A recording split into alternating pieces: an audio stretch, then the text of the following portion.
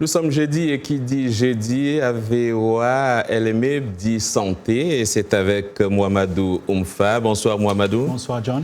Aujourd'hui nous parlons de suicide, un phénomène qui reste très préoccupant puisqu'il fait plus de 800 000 morts chaque année et c'est ce que révèle l'OMS. Exactement John, on parle de 800 000 personnes qui se suicident par an, ce qui est l'équivalent d'un suicide toutes les 40 secondes, et ce qui est effectivement préoccupant. D'ailleurs, l'Organisation mondiale de la santé considérait en 2016 que le suicide était l'une des plus grandes causes de mortalité chez les jeunes de 15 à 29 ans. Alors 800 000, ce chiffre serait d'ailleurs sous-évalué, puisque de nombreux pays ne disposent pas toujours de systèmes d'enregistrement des données d'état civil de qualité qui puissent être directement exploités pour estimer les taux de suicide. Mais aussi, John, il faut le dire, très peu de familles déclarent que le suicide est la cause du décès lorsque ces gens meurent, ce qui fait donc effectivement, lorsque l'on collecte les données de suicide, alors on ne sait pas peut-être exactement le nombre de personnes décédées. Alors, Mouhamadou, est-ce qu'on connaît qui sont les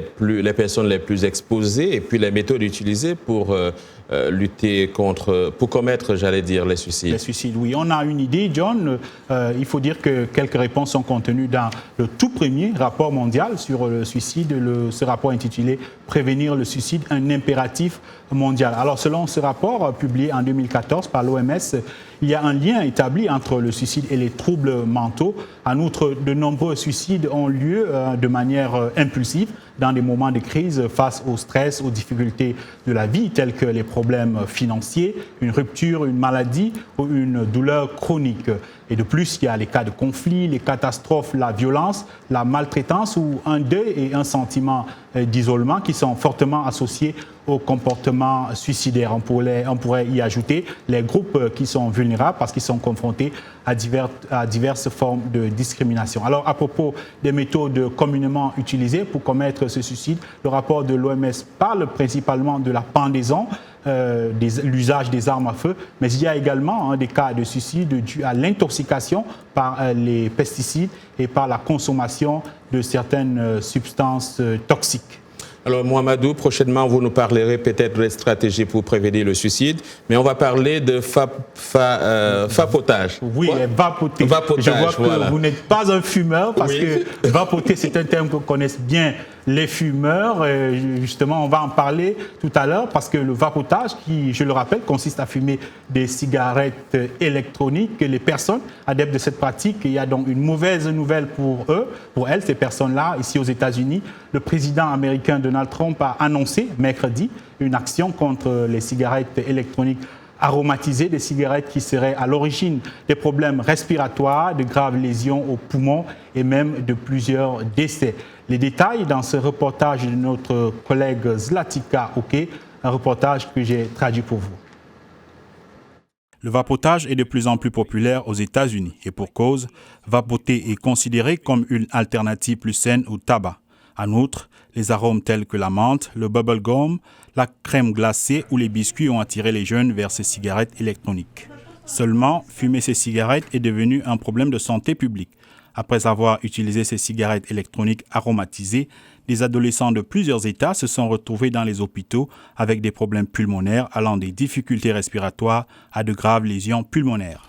Le président Trump a donc annoncé mercredi que son administration se préparait à interdire ces cigarettes. Le vapotage est devenu un business lucratif sur une très courte période. Mais nous ne pouvons pas permettre que les gens tombent malades et que nos jeunes soient autant affectés. Selon Alex Azar, secrétaire américain à la santé, environ 8 millions d'adultes et 5 millions de jeunes aux États-Unis utilisent des cigarettes électroniques, un sujet d'inquiétude. Toute une génération d'enfants risque de devenir dépendants à la nicotine en raison de l'attrait et de la disponibilité de ces produits. Le secrétaire américain à la santé a déclaré que l'interdiction de vente affecterait tous les arômes de cigarettes électroniques, à l'exception de l'arôme de tabac. D'ici au mois de mai 2020, les fabricants de produits de vapotage devront obtenir l'approbation de la Food and Drug Administration avant de les mettre sur le marché. Une décision qui rencontre l'adhésion de nombreux parents. Nous devons exiger l'interdiction de toutes ces cigarettes aromatisées, car c'est l'arôme qui attire les enfants. Ils ne veulent pas juste de la nicotine, mais ils veulent les saveurs, et ce sont ces saveurs qui sont clairement vendues aux enfants. La semaine dernière, le Michigan est devenu le premier État du pays à interdire ces cigarettes. Cependant, il est à craindre qu'elles ne soient vendues illégalement. C'est pourquoi les experts réclament plus de sensibilisation sur les dangers du vapotage, ainsi que des efforts concertés pour dissuader les potentiels fumeurs. Voilà, Mamadou, je viens d'apprendre un peu sur le vapotage.